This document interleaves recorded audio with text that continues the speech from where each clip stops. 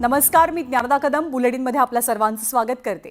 बुलेटिनच्या सुरुवातीला बातमी आहे लाडक्या बहिणींसाठी अतिशय महत्त्वाची।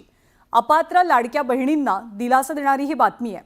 अपात्र बहिणींचे पैसे परत घेतले जाणार नाहीत अशी स्पष्टोक्ती आता अदिती तटकरेंनी दिलेली आहे।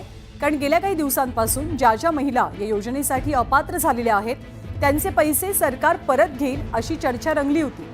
पण अपात्र महिलांकडून कोणतेही पैसे परत घेतले जाणार नाहीत अशी माहिती अदिती तटकरेंनी दिलेली आहे। सरकारने कुणाकडूनही पैसे परत घेतलेले नसून काही अपात्र महिलांनी स्वतःहून हे पैसे परत केलेत असंही अदिती तटकरे म्हणाल्यात।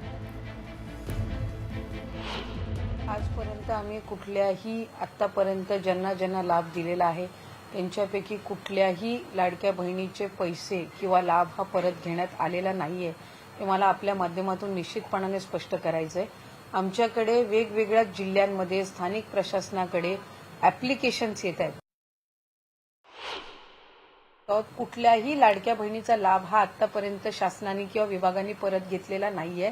स्वइच्छेने व्हॉलंटरीली ज्या माझ्या लाडक्या बहिणी योजनेमध्ये पात्र नाहीयेत त्या स्वतःहून त्या ठिकाणी म्हणतात की आमचा लाभ जो आहे तो आपण त्या ठिकाणी परत घ्यावा किंवा आम्ही आता या योजनेसाठी आम्ही पात्र नाही आहोत अशा पद्धतीचे जे ॲप्लिकेशन्स येत आहेत